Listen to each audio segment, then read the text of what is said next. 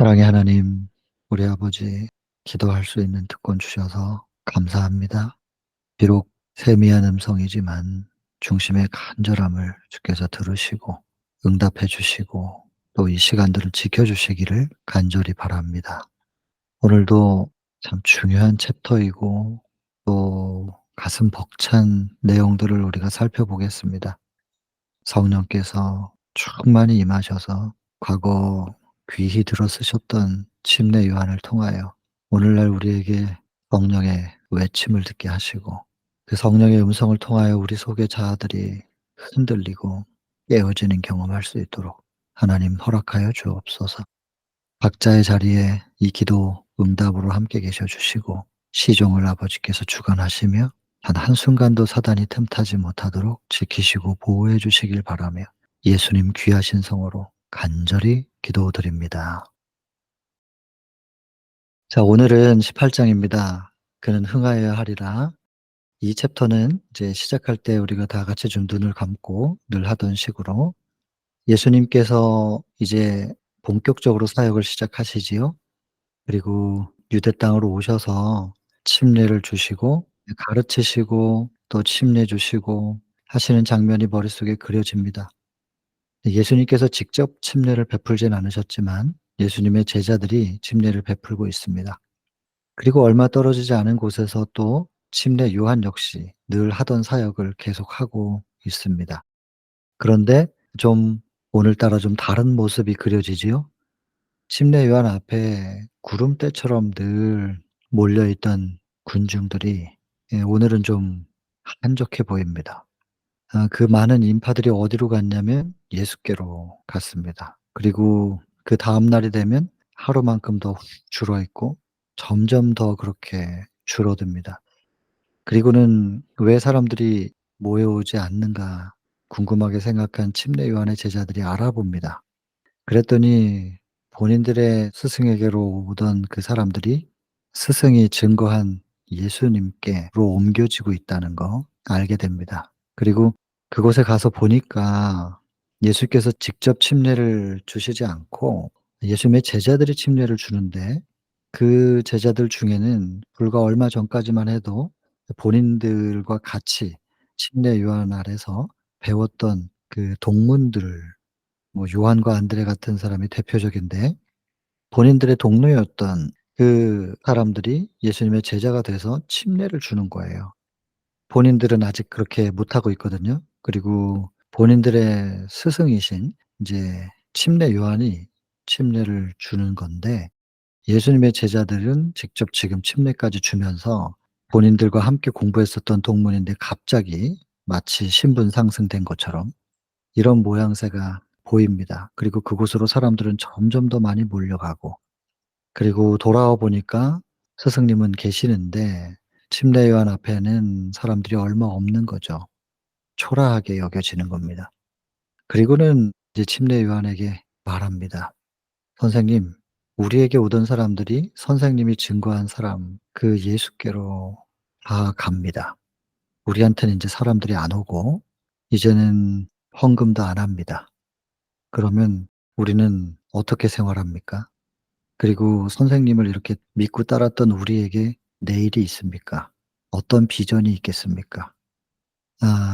이렇게 이야기할 때 스승이라고 불리워지는 사람이라면 누구라도 제자들을 통하여 이런 얘기를 듣는다면 "나에게 제시할 비전이 무엇이냐."고 "비전이 없어 보인다."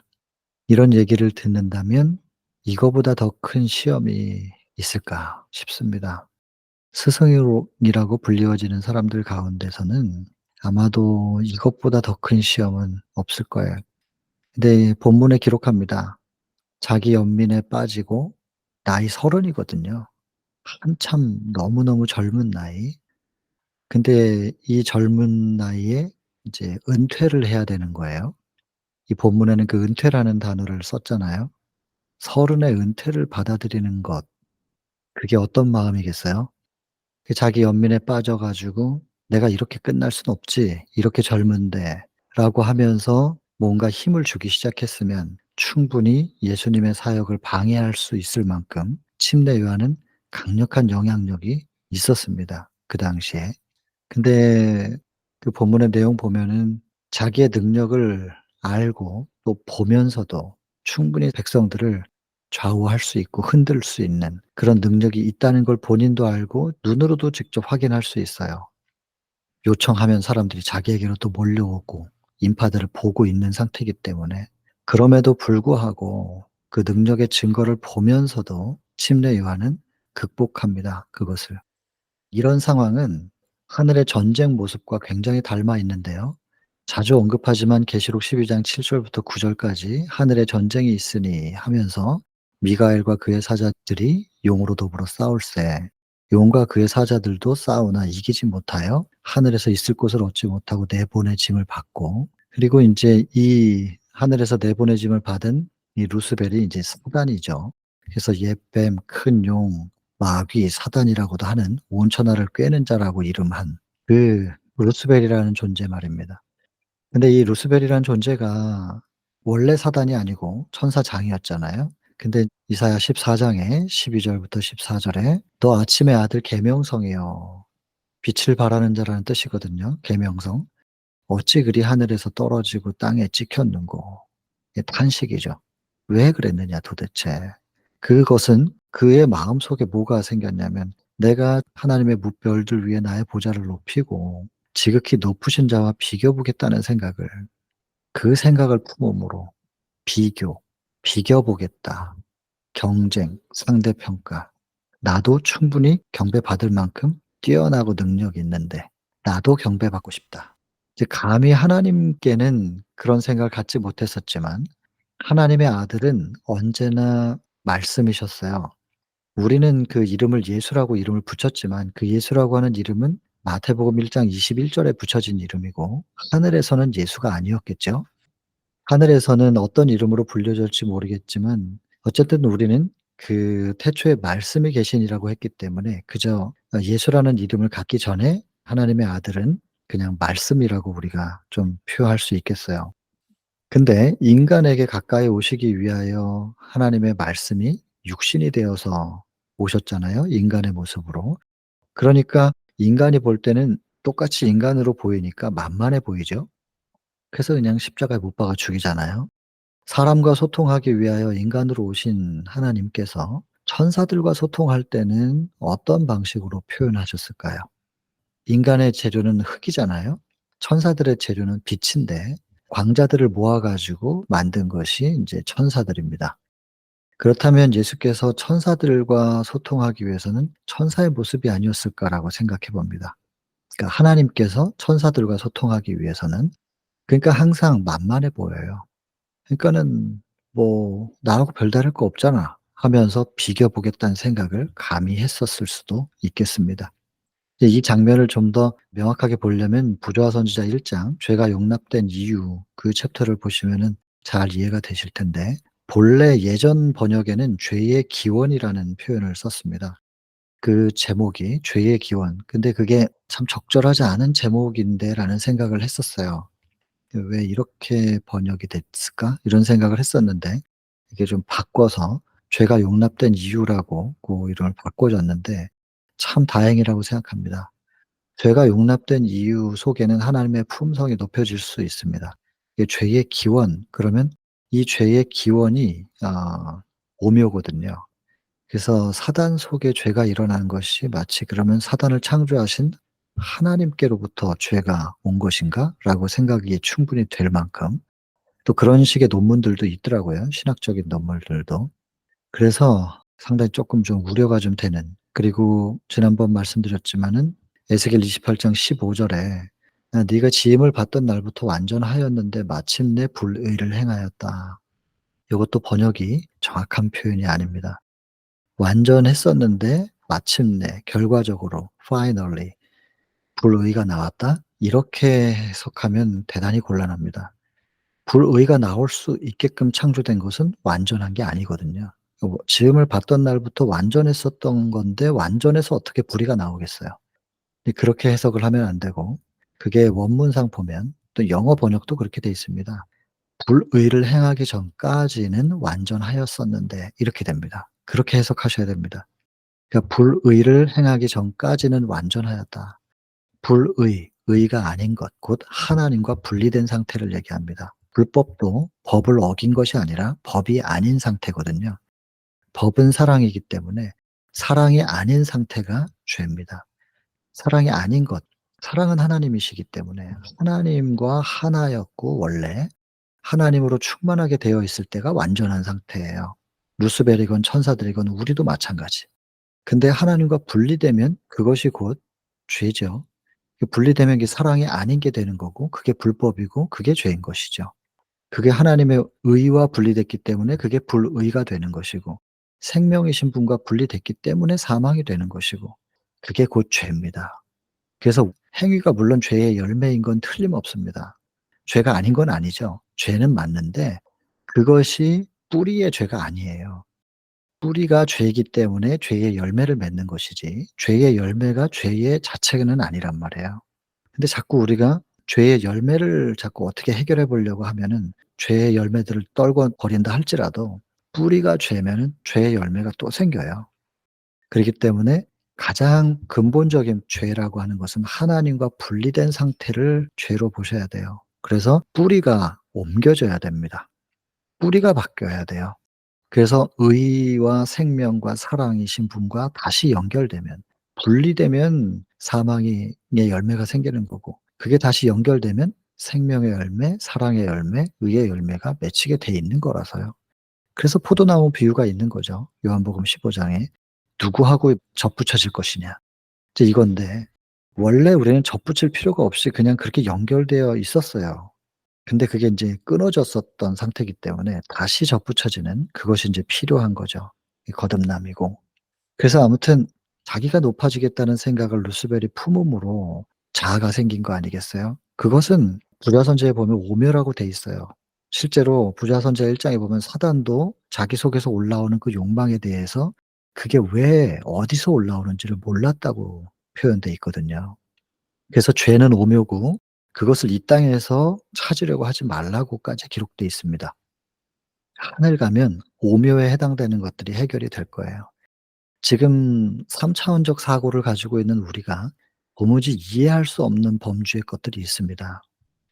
그것은 하늘 가서 풀고 이 땅에서 우리의 구원을 위해서 필요한 것은 부족함 없이 주어져 있으니까 이것도 제대로 모르면서 오묘에 해당되는 것들을 건드리지는 말았으면 좋겠습니다. 근데 여러분 이 부분을 우리가 선택의 자유 쪽에서 생각해야 돼요. 하나님이 인간뿐만 아니라 모든 피조물들을 창조하시는 이유는 하나님은 사랑이기 때문에 사랑이신 분께서 무생물을 앞에다 놓고 핸드폰을 놓고서는 핸드폰을 바라보면서 "나는 너를 사랑한다." 이렇게 말할 수는 없는 거잖아요. 사랑이신 분이기 때문에 사랑의 대상을 창조하는 거예요. 그리고 그 사랑의 대상은 로봇이어서는 안 돼요.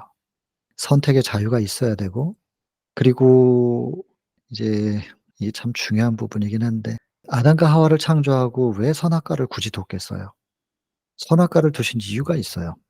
선악과가 율법인데 그 당시에는 살인하지 말라, 간음하지 말라 뭐 이런 율법은 없죠. 뭐 살인이 뭔지도 모르는데 아담과 하와는 죽는 것조차도 그게 뭔지도 모르는데 그런 율법은 없는 거지만 "이 선을 넘으면 네가 내 손을 놓는 거야."라고 하는 기준은 있었어요 항상. 그게 인제 선악과고 에덴에서의 율법은 선악과죠.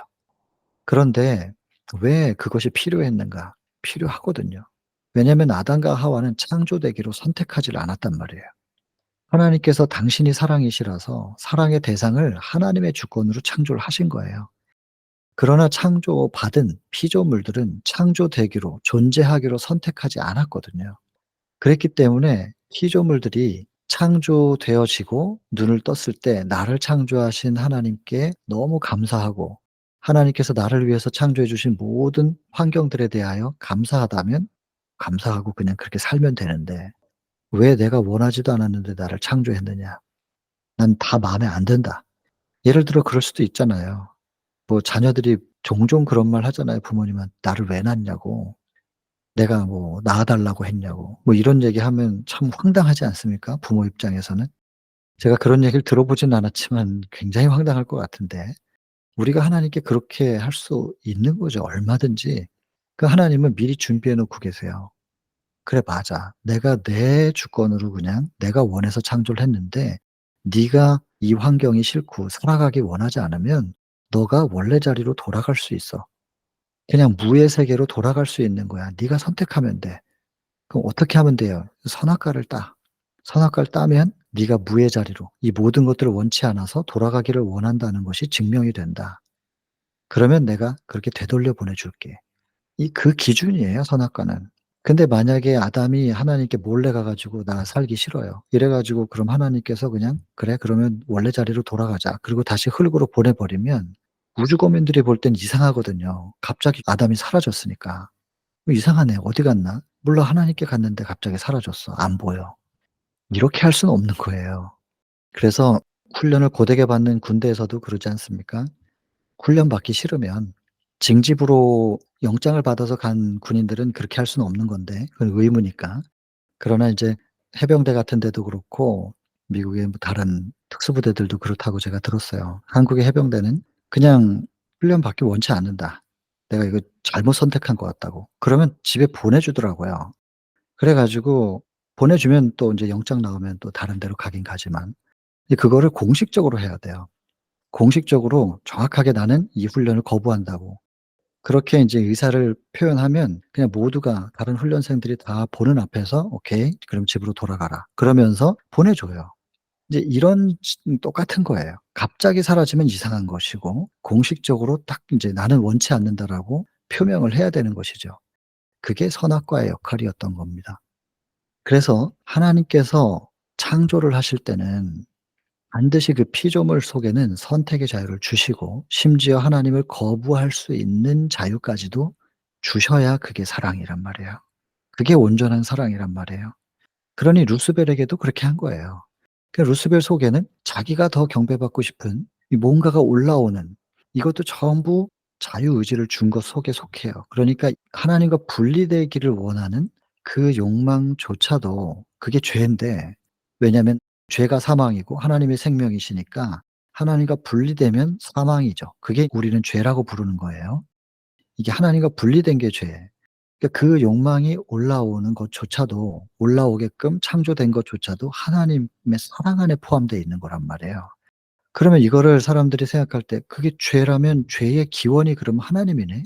하나님께서 죄 지을 수 있도록 창조한 거네.' 인제 이렇게 생각을 한단 말이에요. 죄를 행위에만 인제 국한시켜서 생각하는 분들은 '이 죄의 행위가 나올 수 있도록 하나님께서 창조하셨구나.' 이렇게 생각을 하면서 '하나님의 창조의 능력에 대하여 완전치 못하다.'라고 이제 물음표를 갖게 되는 것이 사단의 아주 교활한 목적이죠. 그 정노의 계단에 잘 나오는 내용입니다. 사람들이 이런 생각을 하게끔 '하나님의 창조는 완전하지 않다. 하나님의 품성은 완전하지 않다.'라고 생각하게끔 물음표를 자꾸 만들어 내는 거 그게 사단의 목적이거든요. 그래서 인제 죄의 기원이라고 하는 그것은 쪼끔 좀 생각을 좀 해 봐야 되는데 죄가 용납된 이유가 무엇인가? 하나님의 품성에 대해서 더 깊이 생각할 수 있도록 하는 그렇게 유도하는 제목은 좀 적절하지 않나 저는 그렇게 생각을 좀 하게 됐습니다. 하여튼요. 그래서 하늘에 있었던 전쟁 때 하나님께서 천사들과 소통하기 위하여 이제 하나님의 생각과 마음의 표현인 말씀이신 분께서 뭔가 개체를 이제 속에 담겨 있었겠죠. 그러면서 천사들과 마주 대할 때 이 루스벨은 '내가 저 존재보다는 더 경배받을 수 있지 않느냐. 뭐 내가 더 부족한 게 뭐냐.' 이런 생각을 하게 돼요. 그러면서 이제 경쟁, 비교, 상대평가 그러면서 별거 없거든요. 자기가 더 경배받을 수도 있겠다는 생각을 하게 되면서 하늘 전쟁이 시작되는 나중에 부조화 선지자 할 때 좀 더 자세히 언급하게 될 겁니다. 여러분 그 비교되는 고런 상황 속에서 그렇게 완전하게 창조되었던 루스벨인데 그걸 조절을 못 했어요. 그리고는 죄가 시작되거든요. 근데 지금 4,000 년이나 이제 죄에 물들어서 유전적으로 계속해서 더 그것이 고질적으로 뿌리 박혀져 있는 인간 이 침례 요한이 똑같은 상황입니다. 예수님과 경쟁 대상이었던 고런 분위기 경쟁할 수 있는 그런 분위기에 놓였었던 존재는 우리가 알고 있는 대쟁투의 역사 속에서는 루스벨과 침례 요한밖에 없어요. 근데 루스벨은 극복하지 못해요. 근데 침례 요한이 이걸 극복한단 말이에요. 이건 놀라운 거예요. 이걸 어떻게 표현을 해야 될까요? 정말 대단한 사람인 거예요, 이 침례 요한은. 물론 모르겠어요. 다니엘 같은 사람을 데려다 놓고 똑같은 상황을 만들어 놨어도 '다니엘도 뭐 극복할 수 있었을 것이다.' 이렇게 예상은 할 수가 있겠는데, 이 장면에서 어쨌든 이 침례 요한은 정말 너무너무 멋있는 사람이에요, 영적으로. 그래서 제자들이 와서 그렇게 얘기하니까 뭐라 그래요? 인제 요한복음 3 장이죠. 3 장의 26 절에 제자들이 와 가지고 다 그쪽으로 간다고 그랬더니 침례 요한이 "하늘이 허락하지 않았으면 인간은 아무것도 얻지 못한다. 인간이 뭔가를 얻었다면 그건 하늘이 허락한 것이다. 그러니까는 그분에게로 사람들이 간다는 것은 하나님께서 허락하신 거야. 이걸 인정해야 돼." 이렇게 말을 해요. 그러면서 "내가 그리스도가 아니고 나는 그리스도보다 먼저 와서 그의 길을 예비하러 온 사람이라고 내가 많이 말했고 그 말을 너희들은 옆에서 다 들었다.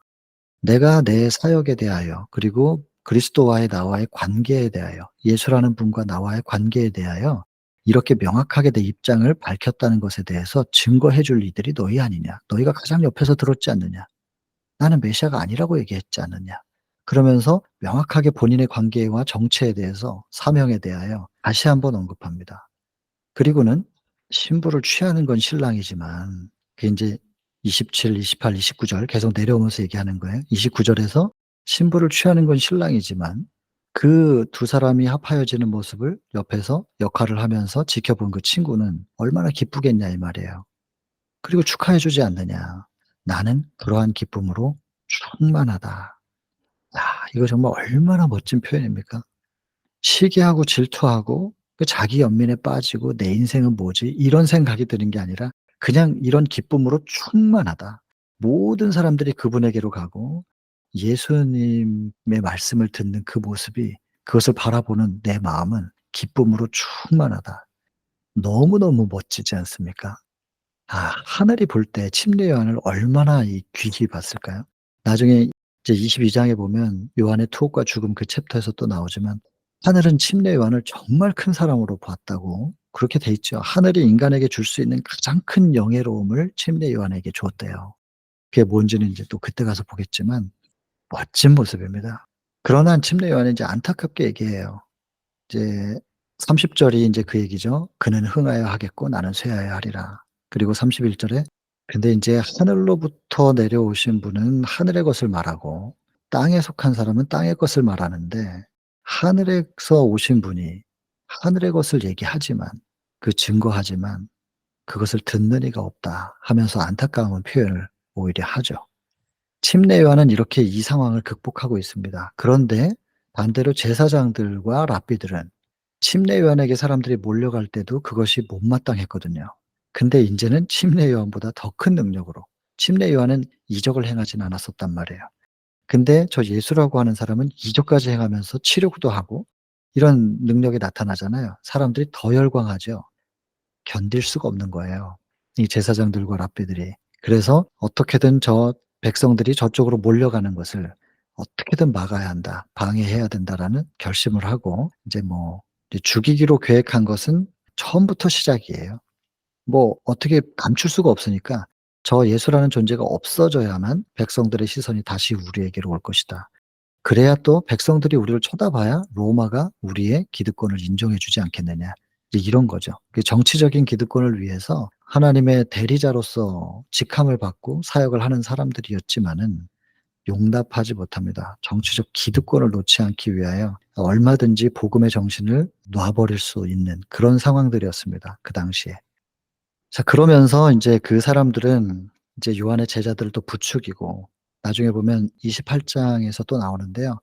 레위 마태 그 챕터에서도 나오는데 세리였던 마태가 예수님이 제자로 본인을 받아줬다는 걸 감사하면서 잔치를 열고 세리 집에서 잔치하니까 세리들이 가서 참석하지 않았겠어요? 그 속에서 인제 예수께서 식사하시고 이럴 때 침례 요한의 제자들이 와 가지고 "우리는 금식하는데 당신은 왜 금식 안 합니까?" 하는데 그렇게 인제 할 때 그 뒤에 누가 있었냐면 제사장들이 그 당시에 지도자들이 침례 요한의 제자들을 부추겨 가지고 그렇게 질문하게 한 거거든요. 끊임없이 침례 요한의 제자들에게는 시기와 질투심을 높일 수 있도록 자극하고 통하여 인제 예수님을 공격하게끔. 직접적으로 공격도 했지만 이런 식으로 뒤에서 작업을 계속합니다. 뭐 이게 정치일 수도 있겠지만은 사실은 정치라는 단어는 굉장히 필요한 단어고 좋은 단어인데 이거를 인제 왜곡되게 활용함으로 정치라는 그런 단어가 우리에게 좀 부정적인 인상을 많이 주죠. 그 당시에도 아무튼 똑같았었던 것 같습니다.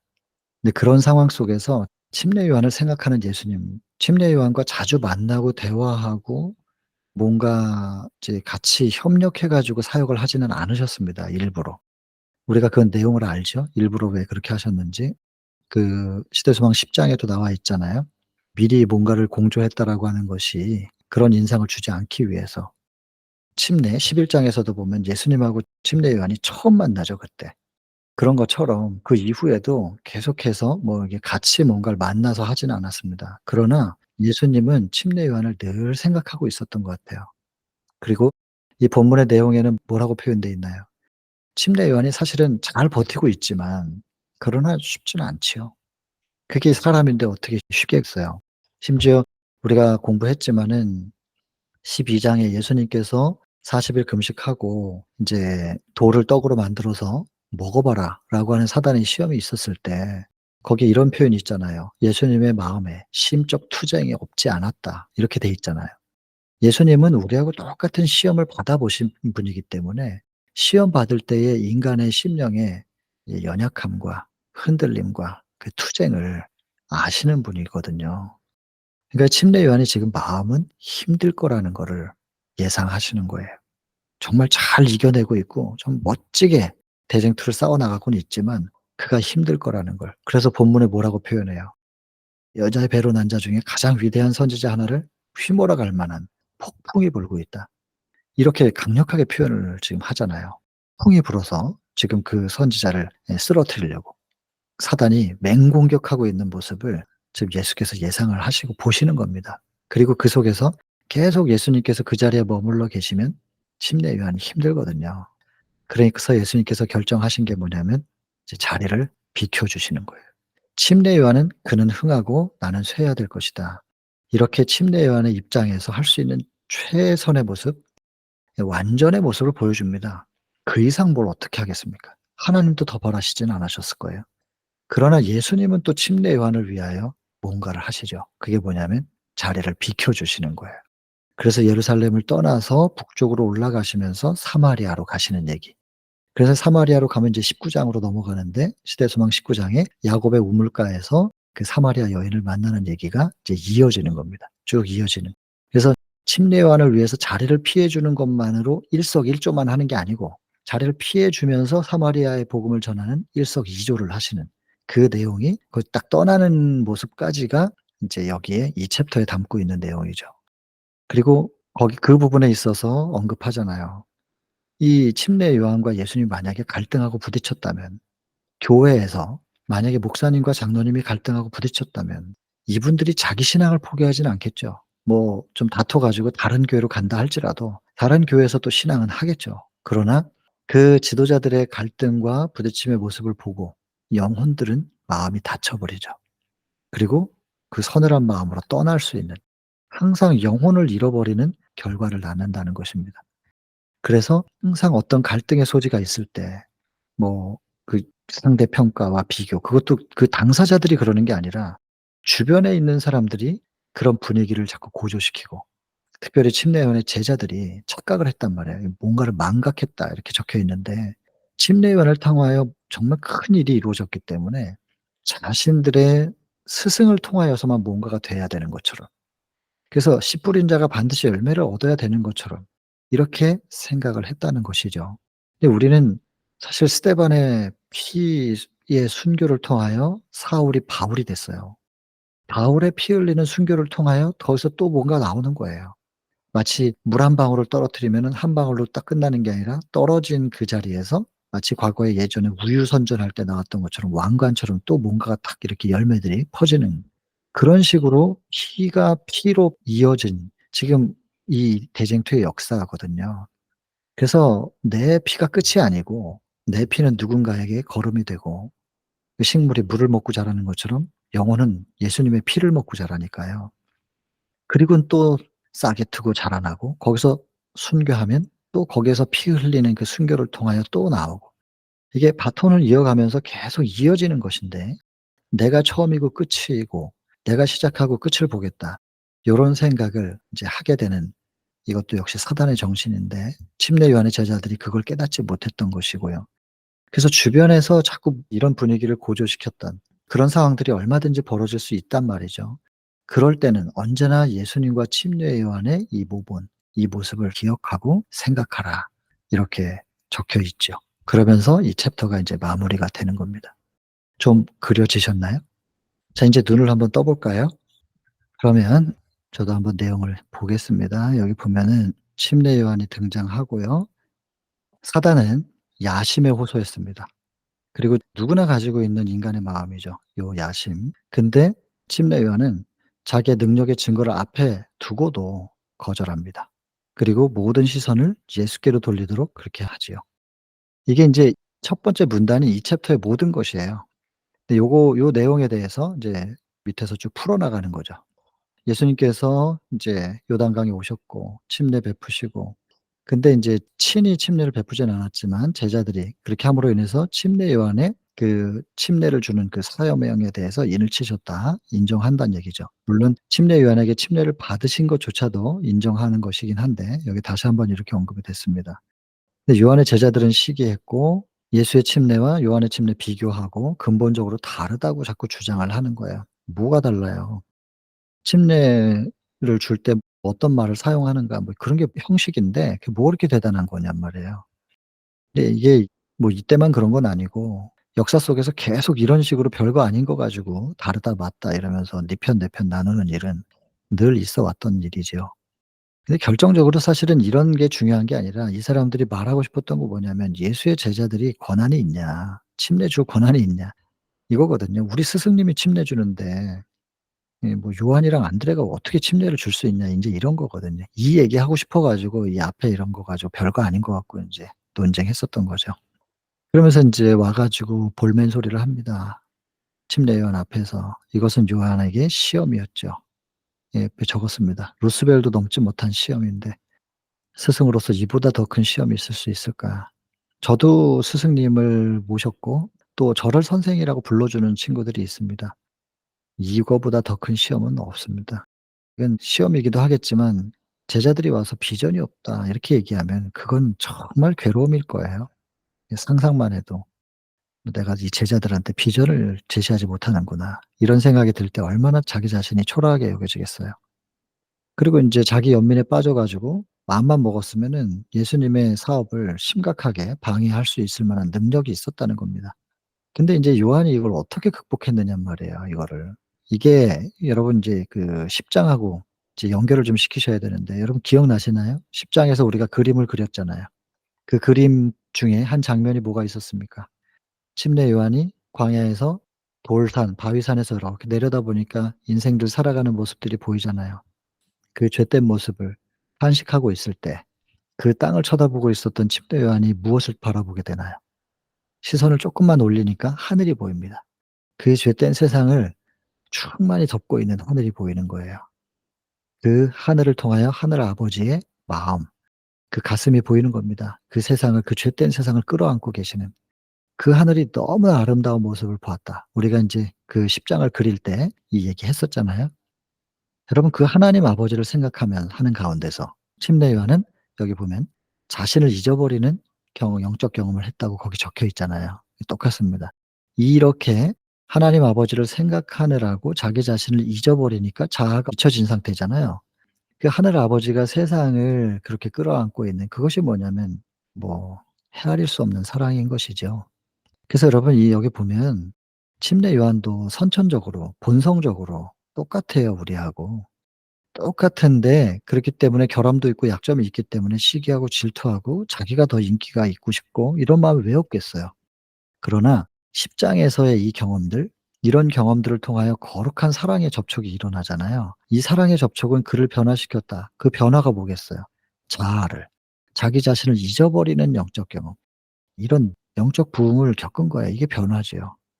그래서 인제 이기심이 없죠. 뭐 자기 자신을 잊어버렸으니까. 그리고 여러분 이게 인제 이런 내면의 영적 경험에 대한 부분도 하나 생각해야 되지만 또 하나 생각할 것은 이기심과 야심에 물들지 않는 분위기 속에서 살았다는 거, 이것도 참 중요합니다. 그래서 여러분 침례 요한도 학교를 안 다니고 예수님도 학교를 안 다녔잖아요.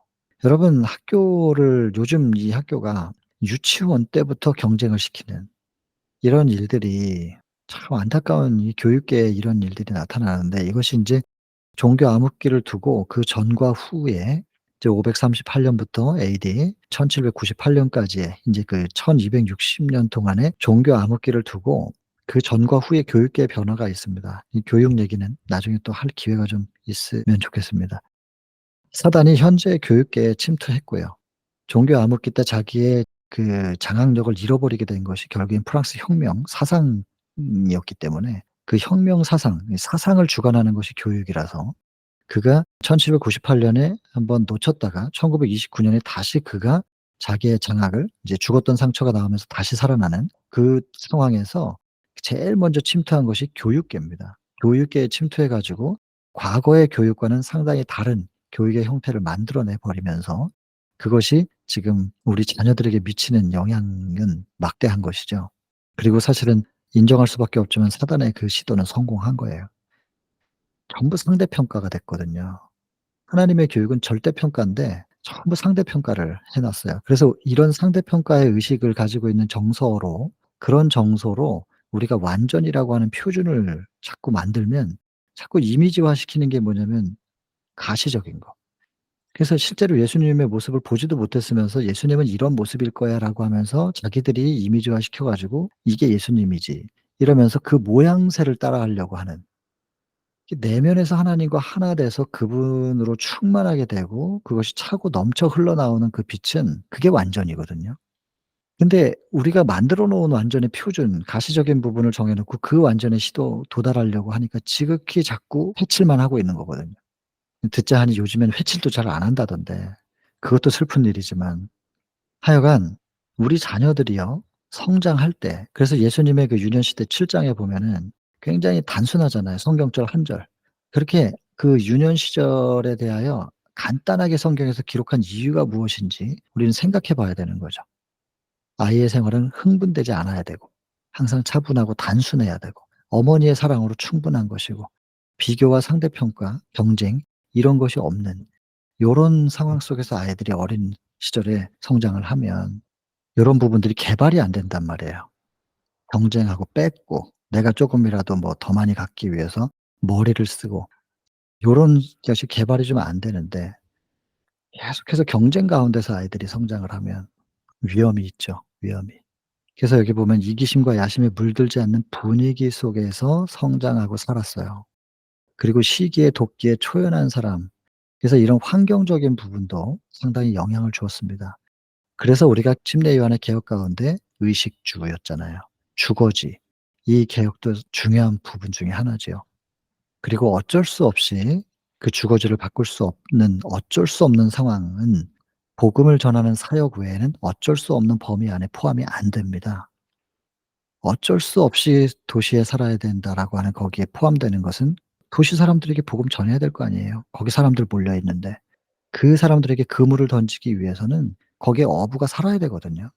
그렇기 때문에 거기 있어야 되고, 그런 분들은 마지막 환란 때를 위해서 준비 못 해요. 도시 사역해야 되니까.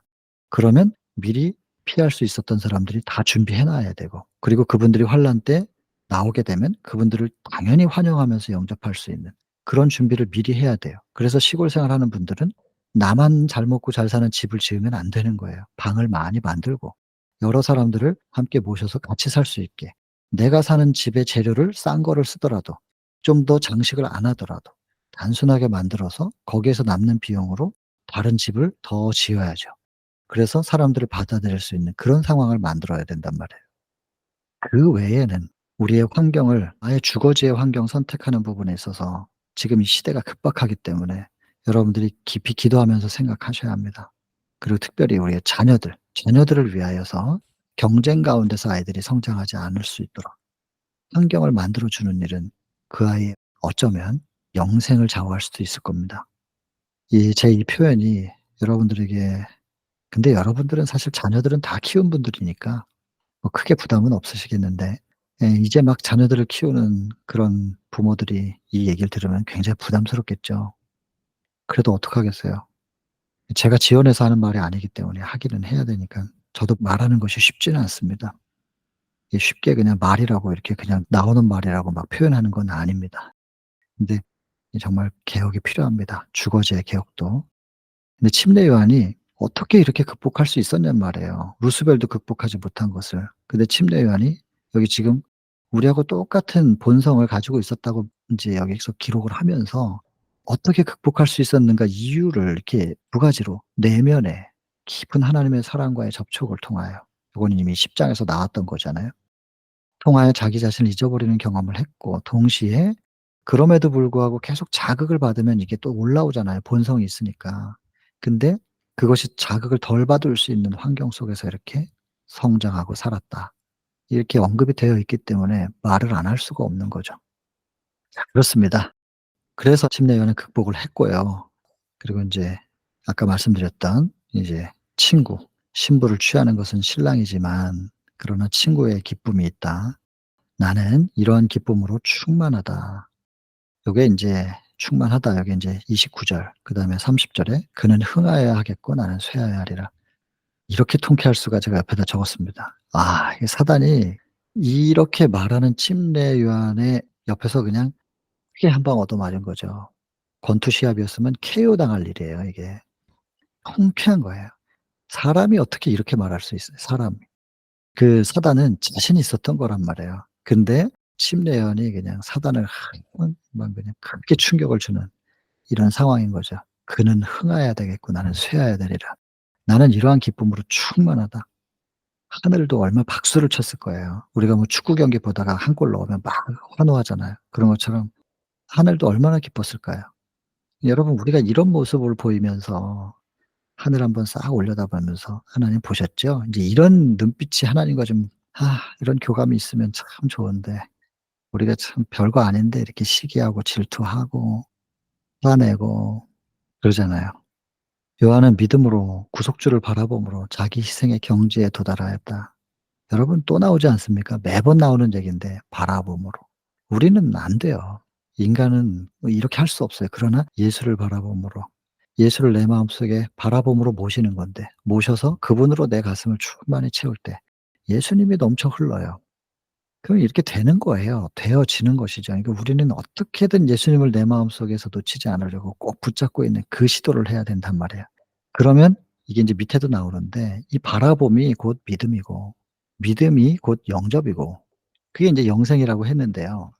요한복음 3 장에도 이 영생의 정의를 믿음과 순종이라고 얘기하지만, 요한복음 17 장에서는 또 3 절에 그러잖아요. 하나님을 아는 것이 영생이라고. 결국에 하나님을 지금 3 장을 기준으로, 요한복음 3 장을 기준으로 믿음과 순종이 영생이다. 그럼 믿음이 뭐냐? 믿음과 순종을 지금 동격으로 뒀고요. 그럼 믿음이 뭐냐? 요한복음 1장 12 절에는 영접하는 거라 그랬고 그것이 영생이라는 거예요. 그럼 요한복음 17장 3 절에는 하나님을 아는 게 영생이다. 그러니까 이게 하나님을 안다는 거, 영접한다는 거, 믿는 거, 순종 다 동격인 거잖아요. 그 성경은 이렇게 푸셔야 돼요. 단어가 다른 단어 같지만 항상 쓰여진 바가 똑같아요. 그럼 이걸 다 동격으로 봐야 돼요. 그래서 이 단어를 넣었는데 잘 이해가 안 되면 믿음이라는 게 개념이 잘 안 잡힌다, 그러면은 영접이라는 단어를 넣어 버리면 돼요. 똑같은 단어니까 뜻이. '아, 그분을 내 마음속에 모셔 드리는 거구나.' 그러면 그게 또 영생인데, 하나님을 아는 게 영생이라네. 그래서 하나님을 안다는 것은 그분을 마음속에, 내 마음속에 모셔 드리고, 지식으로 아는 게 아니고 지식이나 이론으로 하나님을 안다는 게 아니라, 그것도 필요한 부분이지만 정말 영생을 우리에게 줄 수 있는 하나님에 대한 암, 그렇게 하나님을 안다는 것은 예수님이 내 안에 들어와 계시는 거구나, 요렇게 이해를 하셔야 된다는 거죠. 그 하나님과 같이 동거하는 거예요. 내 마음속에 그분을 모시고 동거하는 삶, 그 자체가 영생이라는 얘기거든요. 그러면은 침례 요한처럼 극복할 수 있는 거죠 뭐. 이건 침례 요한이 극복한 거라고 볼 수는 없고, 침례 요한 속에 늘 모셔진 하나님과 예수 그리스도, 또 하나님의 영이신 성령께서 이 침례 요한의 심령을 늘 가득 채우고 있었기 때문에 이게 가능했겠죠, 당연히. 이 우리도 똑같거든요. 하나님을 우리가 마음속에 모시고 있는 상태에서는 우리도 가능한 것이고, 그 의, 완전 이게 되는 거예요. 믿음으로 말미암아 되는 거죠. 그런데 우리가 놓치면 그냥 그분을 놓치고 그분과 분리되는 순간 우리는 뭐 무슨 희망이 있어요. 다윗 같은 사람도 골리앗을 쓰러뜨렸으면 뭐 해요 어저께. 오늘 하나님을 놓치니까 바로 그렇게 파렴치하게 죄 짓는데 인간은 다 똑같단 말이에요. 그러니 어떤 그런 파렴치한 모습이 나타난 사람을 보고 우리가 어떻게 손가락질해요. 나도 그런데. 그냥 사람이니까 그런 거야. 그냥 저 사람이 잠깐 하나님을 놓쳤었나 보지. 다시 기도해 줘야죠. 그 사람이 다시 하나님 붙잡을 수 있도록.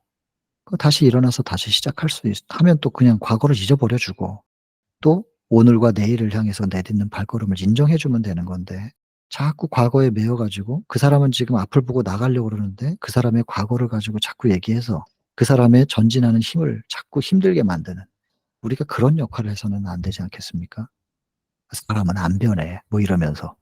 사람이 안 변하면 우리가 신앙을 왜 해요? 사람이 변하니까 신앙을 하는 거지. 사람이 스스로 변할 수는 없지만 성령께서 역사하시면 말씀이 우리 속에서 재창조하셔서 우리는 변하게 되어 있는 거니까 우린 이걸 믿어야 됩니다. "사람은 안 변해." 이런 말은 하면 안 되는 거예요. 그리스도인들은. 사람은 반드시 변할 수 있다. 믿음으로 말미암아 반드시 변할 수 있다는 거. 이 침례요한이 이런 경험들을 통하여 극복을 한 것이죠. 그래서 이목을 자기에게 이끌려고 하지 않았다는 거예요. 오직 예수께로. 예수께로. "날 쳐다보세요. 나한테 배워야 돼요." 이게 아니고 오직 예수께로.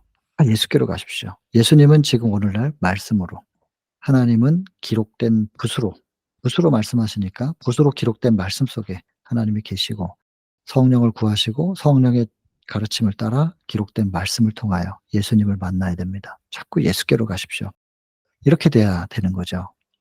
자기는 그냥 그 중간 역할을 하는 소리라는 거예요. 그러니까 예수님께 연결시켜 주는 그리고 "예수님을 바라보세요."라고 하는 그 소리내는 소리에 불과한 것이다. 자기의 입장 또 위치를 정확하게 기억해요. 근데 소리 역할을 했는데 소리 듣겠다고 사람들이 자꾸 몰려오니까 이게 내 것인 줄 아는 거예요. 루스벨이 똑같아요. 부자 선지자에 보면 그렇게 돼 있어요. 하나님을 늘 수행하다 보니까 하나님이 가시는 곳마다 그 우주 거민들과 모두가 다 이렇게 절하거든요. 그거 하나님께 절하는 건데 그 절을 자기가 받고 있는 거예요 계속. 그러다가 하나님 없이 자기가 혼자 어디 가 봤는데 그래도 절하거든요. 왜냐하면 왕에 가장 가까운 누군가 왔다 그러면 다 이렇게 잘 보이려고 하잖아요. 그런 것처럼 그러니까 루스벨이 혼자 어딜 가도 하나님 옆에 늘 수행하는 입장이다 보니깐 하나님을 수행하는 그 위치 때문에 절해 주는 사람들이 있는 거죠. 근데 그게 자기 거예요. 하나님 때문에 받은 거지. 그 착각을 한단 말이에요, 자기 건 줄. 근데 침례 요한은 그게 자기 게 아니라는 걸 명확히 알아요. 그리고는 침묵해요. 그리고 은퇴를 기꺼이 받아들여요. 30 인데 얼마나 젊어요. 그리고 자기는 사라지고 예수께로. 모두의 시선이 예수께로 향하도록 했다는 거예요. 그리고 하나님의 진정한 사자들은 자신의 명예를 구하지 않는대요. 이게 하나의 증거가 될 수 있겠네요. 이 사람이 진정한 사자인지 아닌지. 자기의 명예를 구하지 않는다.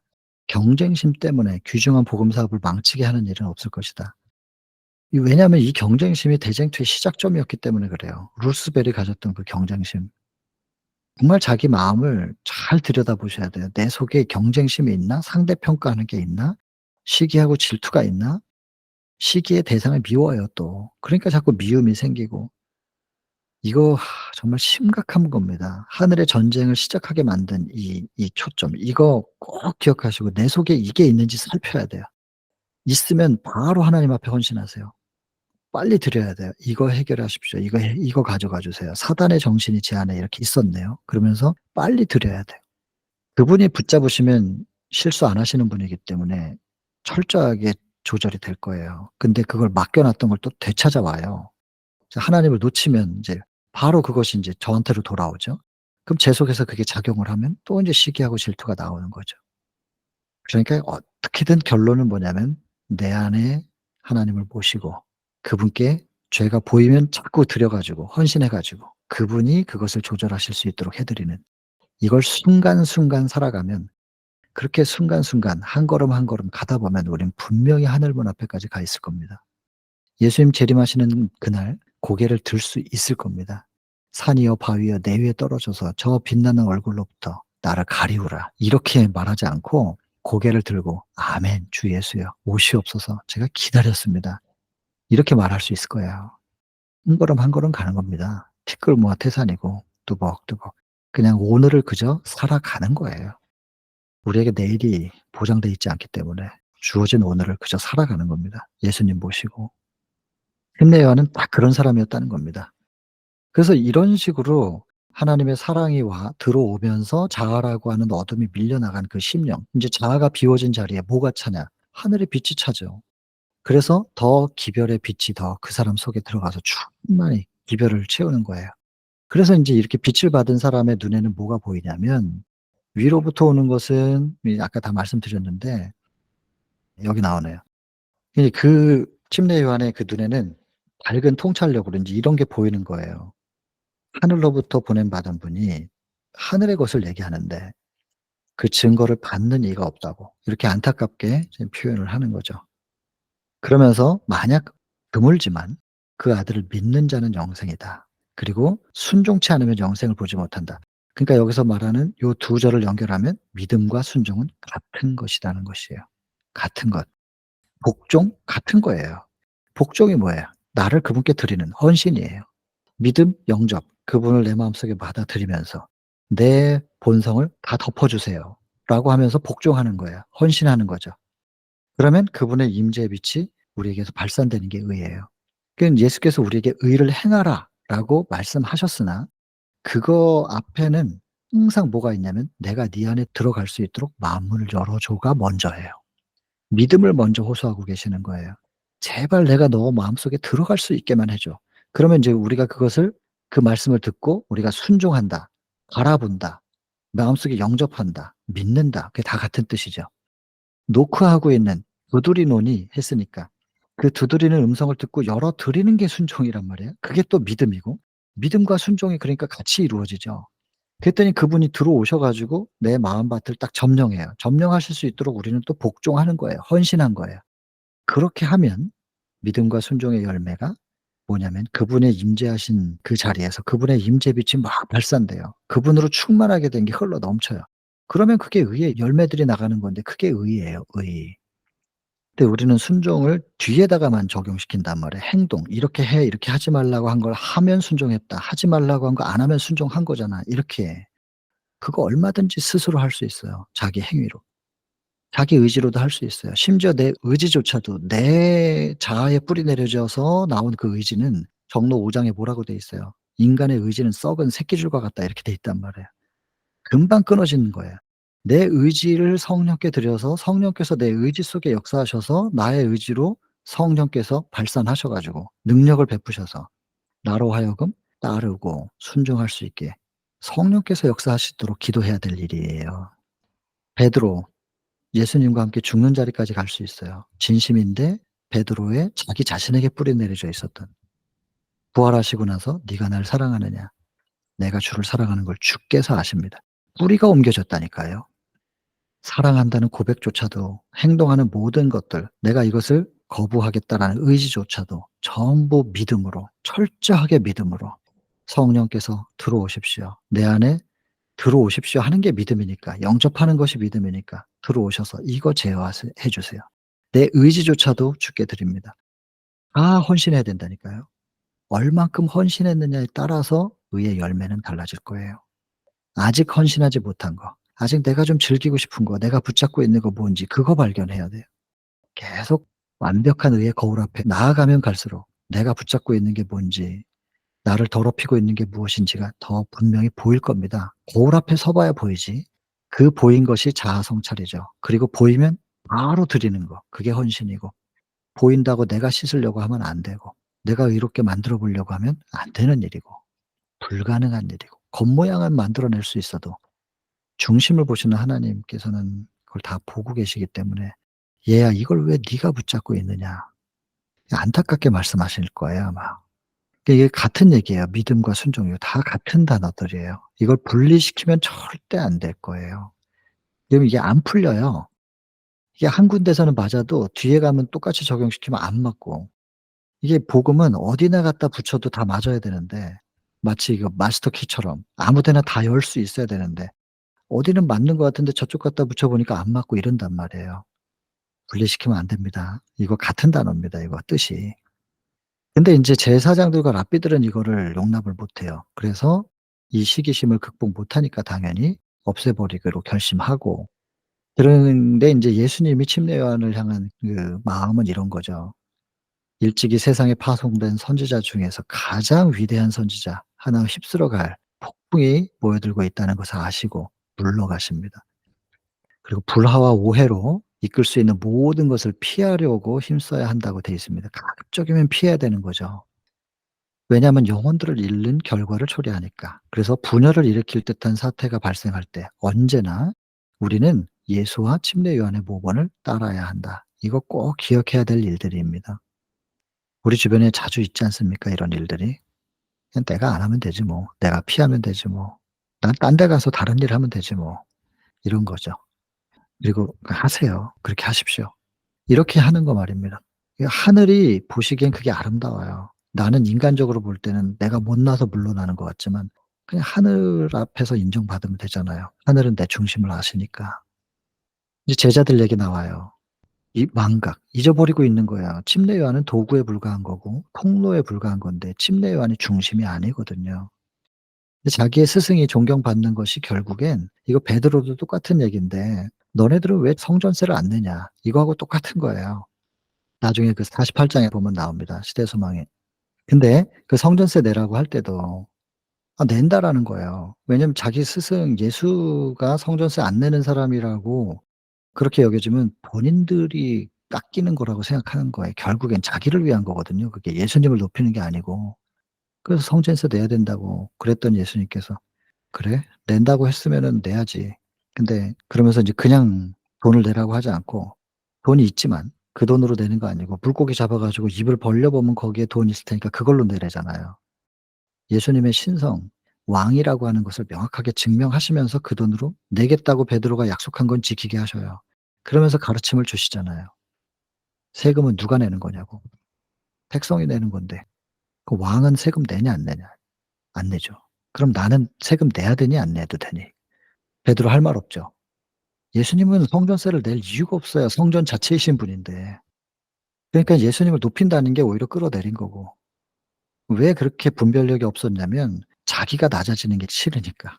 그 베드로의 중심이었던 거예요. 똑같아요, 침례 요한의 제자들도.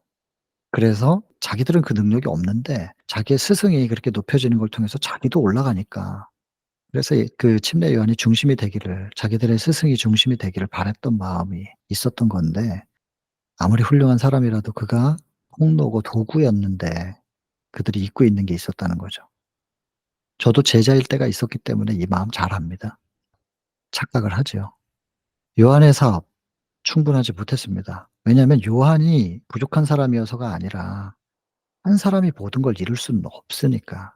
그래서 우린 협력해야 된다니까요. 요한복음 17 장에 예수님이 십자가 바로 직전에 얼마나 위대한 기도를 하십니까? 그 기도 가운데 그 절박한 상황 속에서 당신 자신을 위한 기도는 참 작아요, 분량이. 대부분 제자들이 하나 되게 해 달라고, 제자들이 연합할 수 있게 해 달라고 계속 그 기도하신다니까요. 여러분 오늘날도 우리가 무슨 사역을 할 때 한 사람을 통해서 일하지 않으실 거예요. 그 사람을 위해서도 그렇게 안 하실 거예요. 그 사람의 구원을 위해서도 그렇게 하면 안 되는 것 같아요. 그러니까 한 사람이 모든 걸 다 알고 있을 수도 없는 일이고요. 그러니까 나는 나의 역할, 나에게 주어진 부분을 하는 겁니다. 그 부분들이 다 모여서 전체를 이루시는 것은 하나님께서 하실 일인데, 마치 내가 모든 걸 다 알아야 되는 것처럼, 내가 모든 걸 다 알고 있는 것처럼, 또 나를 통해서만 돼야 되는 것처럼 인간이 자꾸 그렇게 착각을 하게 되는 일, 대단히 위험한 일이죠. 요한의 사역은 요한이 부족해서라기보다는 한 사람이 충분하게끔 허락하지 않으시기 때문에 충분하지 못한 겁니다. 그래서 이 요한 다음으로 사역이 계속 이어져야 되는 부분인데 제자들이 이걸 이해 못한 거예요. 침례 요한은 이제 자기 사역을 다 했어요. 그러면 또 다른 사람을 통해서 그다음이 이어져야 된다는 거죠. 이게 성공의 말입니다. "최초의 일꾼에게 달려 있다." 그래서 처음의 일꾼이 결과까지 봐야 된다. 요런 생각 대단히 위험하다는 겁니다. 왜냐하면 그런 생각은 하나님 대신에 인간에게 관심이 집중이 되게끔 한대요. 자꾸 사람을 쳐다보고 '저 사람이 하는 말이면 맞겠지.' 그러면서 따라가는 거예요. 얼마나 위험해요. 그 초기문집에서 봤었던 그 가슴 떨리는 이야기 장면이 있어요. 하늘 가는 기차라고 써져 있어 가지고 그 기차에 다 타고서 신났어요, 하늘 갈 거라고. 근데 와이프분이 쭉 이렇게 시선을 옮겨 보니까 기관실에 사단이 떡 앉아 가지고 운전을 하는 거예요. 끔찍한 일이죠.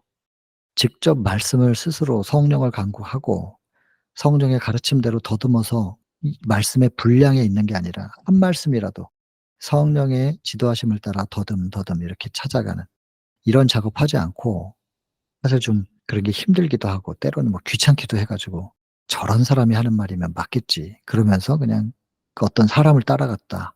큰일 나는 일이죠. 어떻게 사람한테 내 영생을 맡기겠습니까? 근데 자꾸 사람에게 집중하게 한단 말이에요, 사람에게. 그것도 사단이 하는 짓이지요. 여러분 우리는 사람을 통하여 도움을 받을 수 있고 또 그 역할을 해 주는 사람에 고마운 건 사실입니다마는 통하여 우리는 예수님께로 가야 됩니다. 오직 예수님 바라보고 오직 기록된 말씀을 통하여 하나님의 음성을 귀로 듣는 게 아니라 하나님의 음성을 우리는 읽는 겁니다. 붓으로 기록해 주신 하나님의 음성을 읽어 나가는 것이에요. 소리로 들을 때가 따로 있어요. 근데 아무 때나 소리를 들어야 된다고 하고 그 소리 못 들으면 거듭난 게 아니라고 하면 그 사단이 얼마든지 소리는 흉내낼 수 있어요. 현혹될 수 있습니다. 말씀으로 먼저 중심 잡는 게 가장 중요합니다. 먼저 말씀으로 중심을 잡으셔야 됩니다. 기록된 말씀만 안전합니다. 그리고 가르쳐 주시는 분은 성령님, 요한복음 14장, 15장, 16장에 성령께서 어떻게 지도하시고 가르쳐 주시고 생각나게 하시고 증거하시고 인도해 주시는지 적혀 있으니까 꼭 확인 한번 해 보시고 14장 26절이에요. 15장 26절, 16장 13절 확인해 보셔요. 자 그다음에 어쨌든 그래서 사람에게 집중되는 사람들은 시기심의 유혹에 쉽게 넘어가요. 시기심이 들어와서 하나님의 사업은 손상을 받아요. 하나님 사업하는 사람들끼리 서로 시기하면 하나님 사업이 손상을 받는단 말이에요. 지나치게 존경받은 자는 자기를 과신하는 마음을 품도록 유혹을 받는 거죠. 그러니까 이 유혹을 받게끔 도와주면 안 되잖아요. 정말 존경하는 그 사람을 사랑한다면 그 사람이 이런 유혹이나 시험 받지 않도록 보호해 줘야 되는 거잖아요. 근데 분별이 없어요, 분별이. 그게 결국엔 인간의 지도를 의지해서 이제 따라가도록 가르침을 받고 있으나 이렇게 되면 결국에는 하나님께로부터는 점점 떨어져 나가고 멀어지는 그런 결과를 낳는 것이죠. 굉장히 빙글빙글 돌다가 다시 와야 돼요. 이 지름길로 갈 수 있었는데 굉장히 돌아가게 된단 말이에요, 사람을 의지하면. 네 어쨌든 그다음 마무리 짓겠습니다. 주님께서는 때때로 상이한 대리자들을 들여오시는데 서로 다른 것 같은 대리자들을 통하여 일하신대요. 그러나 다 하나님께서 쓰시는 통로들입니다. 하나님의 목적은 그들을 통하여서 가장 잘 성취될 수가 있는 것이다. 자아를 즐겨 겸비케 하면서 침례요한과 더불어 "그는 흥하여야 하겠고 나는 쇠하여야 하리라."고 말하는 자들은 복이 있다. 왜냐하면 하나님의 복은 항상 낮은 곳으로 임하시니까. 자 이게 인제 이 챕터의 핵심입니다. 그래서 최대한 줄여보면 이렇습니다. 시험 받는 침례 요한, 그가 극복하는 모습과 그 침례 요한을 위하여 자리를 비켜 주시는 예수님. 요 두 분 예수님과 침례 요한 가장 먼저 눈을 감으면 떠올라야 되고 그 주변에 인제 침례 요한의 제자들 보이고 그다음에 제사장들과 랍비들 보이고 그리고 사람들이 이제 예수님께로 쓱 옮겨지는 이 장면으로 보면 이 챕터는 싹 요약이 이렇게 되겠죠. 자 오늘은 요렇게 마무리를 하도록 하겠습니다.